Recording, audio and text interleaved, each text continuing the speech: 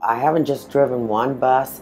I have driven every link that we have. I've been Woodbridge, I've been Dale City, I've been Dumfries, I've been Manassas, I've done the Cross County. I have dealt with the local people for 13 years. And through dealing with the people, I understand and I listen to their problems. I've tried to be helpful. I've tried to encourage the men and the women to be self-sufficient. And I've had situations where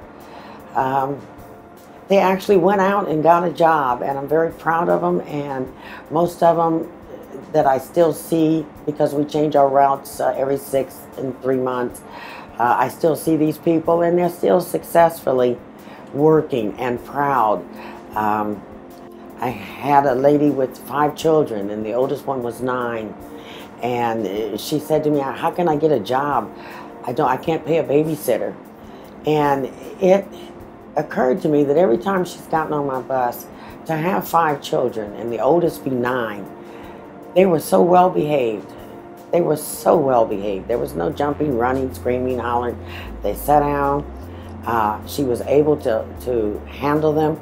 So I suggested to her that since you do so well with your own, maybe you ought to go to Children of America or one of the other places and get a job at a daycare. They'll train you, and they also allow you to have 2 children that you can bring in, and they only charge you a minimum amount. So you're earning money. You have the child care for the younger ones that you need, and your older ones, you'll be able to get off in time to get them, home and be home with them. And I asked her, I said, just imagine taking your children to the movies, and you can hold up a check and say, "Mommy earned this. This is our treat." And when she got the job, she came back and let me know. And when she got her first check, she took my bus to PRTC and got on the Woodbridge bus and took her children to the movies. Every time I see this young lady, she is so proud of herself. She has moved up. Her self-esteem has been just regenerated. I would hate to think of what it would do to her, because she still relies on our transportation to get to and from work. And for her to have to go back to just not being able to keep the job because she can't get there at a timely manner, it hurts her, and it devastates me, because I see such a difference in this young lady's attitude about what she is personally doing for her family. And there's just, my goodness, we have senior people who depend on us, senior people who, through deviations, we take to their doctor's appointments. Their families don't live in the area. We pick them up at nursing homes. We pick them up at senior homes. We have senior people who have had to go out, and even though they're in a senior home, it costs them so much to be there, and their retirement or their Social Security check is not covering everything, that they're welcoming people at Walmart. They're working at Target. They're working at Macy's. And they depend on us to get them there. And I'm a senior. I'm 67 years old. And even though I love my job, I would like to be in a financial position to say, okay, everything's paid for and I can stay home. But that's not happening for me yet. I'm trusting in God that that's coming about, because I'm working hard and I'm paying things off. But it also gives me empathy for the people who have retired and can't buy food unless they go to work. They won't accept handouts.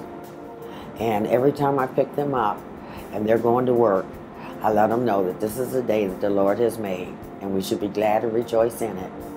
You have a good day ahead of you, and when you get that check, you don't have to give me none, just wave it at me. Make my day with a wave. I do hope that you will stop and consider that there are hundreds, there are thousands of people in this area that depend on this bus. They have jobs. Some of them I've encouraged to get jobs. Some of them have listened to me talk to other people. And, we got a bus washer that I told him, you don't have to have a CDL. You can wash the bus. And he came and he applied and he's washing the bus. Now he has moved on, he's gotten him a driver's license, he is doing other things, but I still see him. He doesn't have a car, but he's still riding my bus. And he always thanks me for giving him that piece of confidence that I thought that he could do something that he didn't think he could do. And a lot of times people are down in the dumps because they lose their self-esteem, and they've had somebody tell them that they're not going to ever be anything, and you can't do anything. And I take pride in the fact that I started out the same way, and I had 3 children and a failed marriage, and I didn't know how I was going to do it. But when I filled out that application, and there were 2,000 people in Denver that filled out applications, and they chose me. And from that point on, I've never had another job that I liked and enjoyed coming to as much as I do this one. I like being outside. I like watching the weather change. I don't always like what it does, but I like watching it change, and I know that when it's raining out there, they know Sandy's coming, and Sandy's coming on time. I don't play around with the schedule. They depend on me, and I know they depend on me. And some of them will lose their job at some places if they're late too often. And so, if you enjoy doing something, and you respect the people that you're doing it for. I have a car. I don't need a ride, but I need a job to pay for the car. They don't have a car, but they need a job so that they look in the mirror in the morning and they fix their hair and they like that person they see. And I've had several young ladies tell me, now that when I'm getting ready for work, I feel like it's a new me.